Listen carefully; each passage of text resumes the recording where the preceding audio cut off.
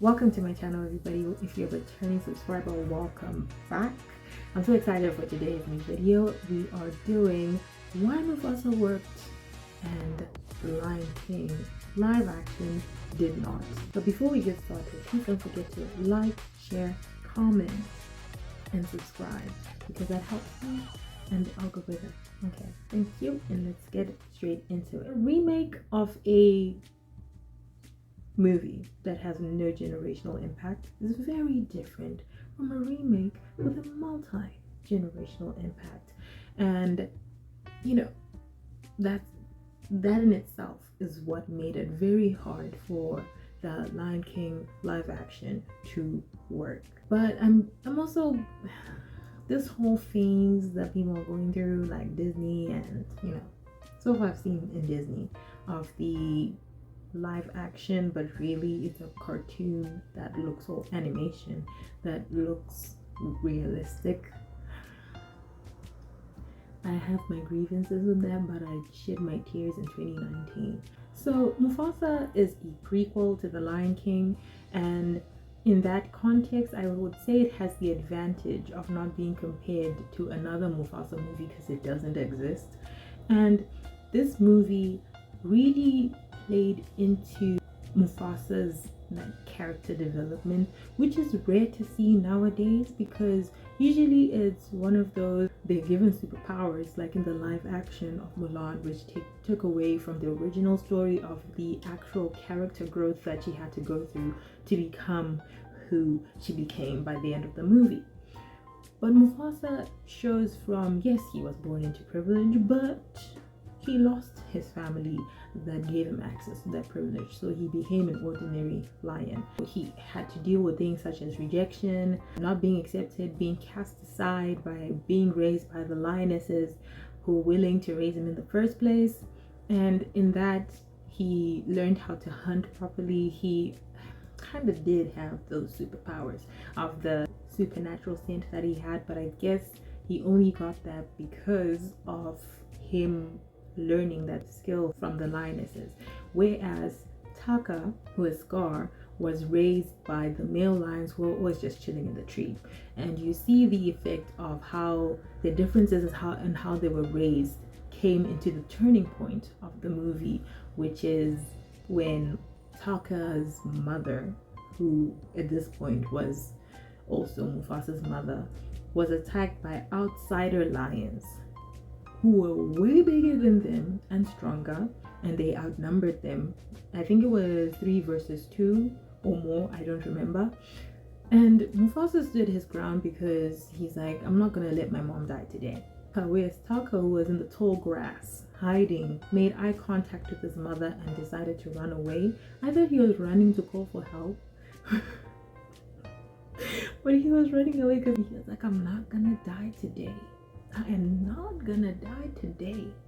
And that's what made Taka and Mufasa significantly different. And he did deal with that shame of running away. And I think his mother is the one who told him that we shall never speak of this. No one is gonna know about this because this will ruin how people view you and your chances of being a respectable king, which I think was also a good call. And Mufasa had also killed a lion, not just any lion of the outsiders, but the next heir to the outsiders' pride. So because of that, they came and attacked. They were like, we're gonna kill this whole pride because they killed my son. So we're gonna hunt each and every one of them down. Kill him. And because of this, really realistically, a small chance of them surviving as a pride, the male lions decided to make the call of Mufasa taking Taka because they found a new respect for him, given that they had protected Taka's mother. And they're like, you should protect this bloodline. We're gonna stay behind and basically sacrifice ourselves and buy more time for you guys to get out of here. And that is exactly what happened. And this, in them running away, they were also in search of, I forgot the name of the place, but I know it as Pride Rock. Everybody knows it as Pride Rock, but they had a different name for this place, and it starts with an M, and it's not coming to me.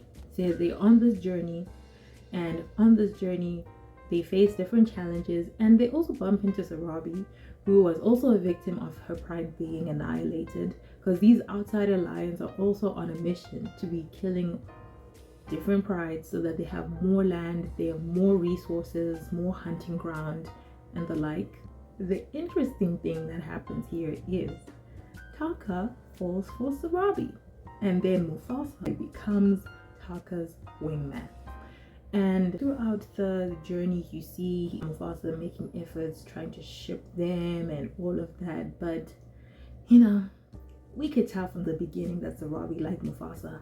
Like, you were not going to change her mind. And I think because already Taka was a weaker character, he didn't have kingly characteristics compared to Mufasa. He was more of a follower than a leader, which also worked to his disadvantage when it came to his game with the ladies. You smell like a duck. What? Flower. So it was non-existent. He sounded very clumsy when he was talking to Sarabi, which is normal considering that they're in their teenage phase in the movie, because you see that their mane is not fully grown and whatnot, so they're in that awkward stage. So I understand why he's fumbling. So moving on with the movie, you see they face different challenges, like as the outsiders are chasing them. Mufasa knows way in advance where these lions are before they get to them, so they decide to go in a gorge. Instead of going around it, they go in it so that their scent can disappear. And at one point, when these outsiders were about to catch up to them, Sarabi started a stampede so that they could, escape. But in the process, she got hurt and knocked out, and Mufasa saved her. But he told her when she woke up that, Taka is the one that saved you, because, putting a good word for the man. Mufasa is very observant. Like, he can, like I told you before, he's like, yeah, I know where you're from because of the way your flowers, what smell. And because he has this unique ability, Sarabi is not stupid. He's like, before, when Taka used this line about the flowers on me, it was you who told him, because you also know where these lions are before they get to us. Wada. She confronts him. Like, during the confrontation, it becomes a confession between the two of them. They sing a lovey-dovey song. Who is looking at them in the corner? It is Taka. And in that moment, he just decided, I'm gonna betray these people. He goes to the outsiders, tells them where they are. He basically leaves a trail behind them. And I was thinking to myself, wow, Come on, man. this guy did not even think for a second before betraying Mufasa. The heart didn't even take time to think. He just went straight for betrayal. And that was so drastic. In the movie, immediately when he sees them, he turns around and goes to betray. And I'm like, has this always been on your heart? Because you didn't take time to make this decision. No confrontation, nothing. This also reveals his victim mentality, because already he was feeling less than Mufasa. So now, because Mufasa is being constantly praised for being, a great hunter, a great protector, great in terms of kingly qualities, and he's being acknowledged as the king by Rafiki, and even Zazu listens to him with respect. It got to him, and he's like, nah, man, this guy can't have everything. Already people see him as a king. Now he's taking my girl. No. That's what I think went through his mind, and he made that decision immediately. But given their relationship, when it comes to love, guys, people are not rational. Or maybe that's why he made that decision so quickly, despite them having been brothers since they were cubs. In the end of the movie, Mufasa is saved by Taka. I don't think it registered in his mind that Mufasa was actually going to be killed by these outsiders. So in the moment when it was actually about to happen, it clicked in his mind. Then he was like, oh no, let me save Mufasa. And then he did. But at the end of the movie, I was surprised that he named himself Scar and decided to separate himself from the pride. Like, he was still in Pride Lands, but he was like in the corner, in like, you know, where the light doesn't touch. That's where he was staying. If you get it, you get it. So he made that decision to stay there and name himself Scar for the rest of his life. That shows to me that in that moment when he made that decision, that there was still room for character growth and development, because he felt bad. He felt he didn't deserve to be king. He eliminated himself. But I think in him taking the time for himself, that isolation that he did kind of poisoned him, because those feelings of resentment and bitterness and entitlement really started to brew, and he became the Scar that he is in The Lion King 1994. What makes this movie great, right? Is great a stretch? I don't know. I think it's a good movie. I just don't like that it's that live action look, but that's how the world is today in the film industry, so I'm trying to move past that. But what makes this movie great is the fact that it gave more context to the relationship dynamics in The Lion King. So, for instance, when I saw the betrayal of Mufasa taking Taka's girl, even though she wasn't yet, you were acting like the wingman, then you take the girl. In that moment when that happened, I immediately thought back to the point, like in The Lion King, where they have no food and Sarabi's summoned by Scar, and she's like, if you were half the king, and Mufasa ever was, then she slapped. I don't know if that was a backhand, but still, yeah, it was brutal. I immediately thought of that moment, because I was like, man, this guy's kingship was taken, his girl was taken, he had to live alone. So I guess all of that was in the slap, and also led to him killing his brother eventually, which I still don't believe is justified. I sympathize with Scar up until that point. That point he crossed the line. No. It was a good movie. The fact that it added more context to the relationships and the dynamics and how they came to Pride Rock. Even the little details of like the earthquake that happened during the fight, and the rock happened to do that. If I can insert the scene, I will insert it, of how Pride Rock literally became the rock that it is in Lion King. That little detail was funny, but also very interesting. And the fact that they put the original soundtrack in Mufasa, as soon as the movie started and then I heard that soundtrack, I'm like, Oh my God, my Shayla! The impact of music on the soul is actually hectic, because immediately when I heard that song, I was like, they are doing something right in this movie. Putting the original soundtrack just leveled it up for me and made me have an emotional connection with it. And I will say something that surprisingly worked, that I thought would not work, was the flash forward being Rafiki telling Kiara the story of Mufasa. And I like the limited amount of time that flash forward was given, but also I think Rafiki telling the story, in my opinion, this is now my literature coming in, because the POV matters. The way Rafiki was telling the story, even if for some reason, because I didn't notice any irregularities, for some reason, if it doesn't match up with some of the things that happened in the original Lion King, it makes sense. Why not? Why? Because when you're telling a story, your memory enhances certain things and sprinkles some lies and other things. So if there's some incorrect things, it makes sense why. It's because Rafiki was telling the story. So not everything is a fact, and some things may be truths. So I guess you can say there's some grace in that approach to the story. But one of the cons is I did not like any of it. Okay, I went back. Scar's song as well as Mufasa and Sarabi's song towards the end of the movies were boppers. So ignore what I said in this section. The songs, none of them are memorable to me, especially that brother song, guys. I think I only remember it. I know I only remember it because it has been played on social media so much that I hate it. but I don't hate it because I initially hated it. It's just now, unfortunately, social media really promotes a song to be loved or to be hated. In this case, it was to be hated, and I do not like that song. Are they memorable? No. Was the singing good? Yes. I won't say that the voice actors did a terrible job. They sing very well. They're very talented. So I'm not. It's the songs themselves. I'm sorry.